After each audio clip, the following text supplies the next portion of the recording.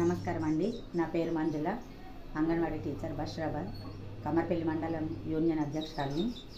ఈరోజు చెలో హైదరాబాద్ ఇందిరా పార్కులో ధర్నా ఉంది. అయితే ఈరోజు మేము అందరం వెళ్దామని రెడీ అవుతున్నాం. ప్రొద్దున్నే కానిస్టేబుల్స్ ఇద్దరు వచ్చి నన్ను ముందస్తుగా అరెస్ట్ చేయడం జరిగింది. నాయకులందరినీ కూడా ఇలాగే చేస్తున్నారు. ప్రభుత్వము ఇది కరెక్ట్ కాదు. ఎందుకంటే మా హక్కుల మీద మేము పోరాటం చేయడానికి వస్తున్నాము. మా హక్కులు ఏంటిది అసలు అని అడగడానికి మేము వస్తుంటే ముందు అరెస్ట్ చేయడం అనేది కరెక్ట్ కాదు. మేము రిటైర్మెంట్ అయిన వాళ్ళకు ఇంతవరకు వాళ్ళకు ఎలాంటి డబ్బులు ఇవ్వలేరు, వాళ్ళకు పెన్షన్ కూడా లేదు, ఖాళీగా ఉన్న పోస్టులను ఫిలప్ చేయలేరు. అలాగే మా అంగన్వాడీ వాళ్ళతో వెట్టి చాకరీ చేయించుకుంటున్నారు.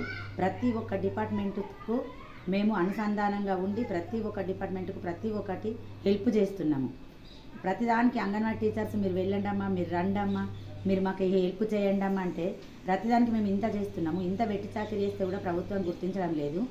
మేము 24 రోజుల ధర్నా చేసినప్పుడు ఇదే సీఎం గారు వచ్చి ఖచ్చితంగా మీకు 18,000 రూపాయలు మేము ఇస్తామమ్మా మా ప్రభుత్వం వచ్చినప్పుడు అని మాకు హామీ ఇవ్వడం జరిగింది. మేనిఫెస్టోలో కూడా చెప్పడం జరిగింది. ఇప్పటి వరకు కూడా మాకు ఇంతవరకు మా శాలరీ గురించి పట్టించుకోవడం లేదు. ఇప్పుడు 2 months వస్తుంది, మాకు శాలరీ కూడా ఇవ్వలేదు. అలాగే బిఎల్ఓ డ్యూటీలు చేయడం, మేము ప్రతి ఒక్క దానికి హెల్ప్ చేస్తున్నాం. కాబట్టి మేము ఆన్లైన్ వర్క్ చేయడము 2 యాపుల్లో ఇబ్బందిగా ఉంది. మాకు ఈ ఫోన్స్ కూడా పనిచేయడం లేదు. ఎందుకంటే మాకు ట్యాబుల్లో ఇవ్వడం కానీ 5G ఫోన్లు ఇవ్వడం కానీ జరిగితే మేము ఆన్లైన్ వర్క్ చేయడానికి కూడా సిద్ధంగా ఉన్నాము. ఎంత కష్టమైనా కూడా మేము వర్క్ చేస్తున్నాము. వర్క్ చేస్తూనే మేము కొట్లాడుతున్నాము మాకు ఇవి కావాలి అని. ఎప్పుడో మెనూ ఛార్జీలు ఇచ్చింది, అప్పటి నుంచి కొన్ని సంవత్సరాల నుంచి అంతే మెనూ ఛార్జీలు ఉంచుతున్నారు. ఈ పెరుగుతున్న ధరలకు అనుగుణంగా మాకు మెనూ ఛార్జీలు కూడా పెంచడం లేదు.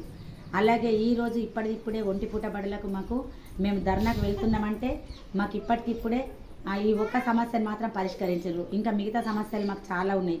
అన్నిటికీ స్పందించి వెంటనే మా కోరికల న్యాయమైనవి అని గుర్తించి మాకు వెంటనే జీవో పాస్ చేయాలని, మా సమస్యలు పరిష్కరించాలని మేము సీఎం గారికి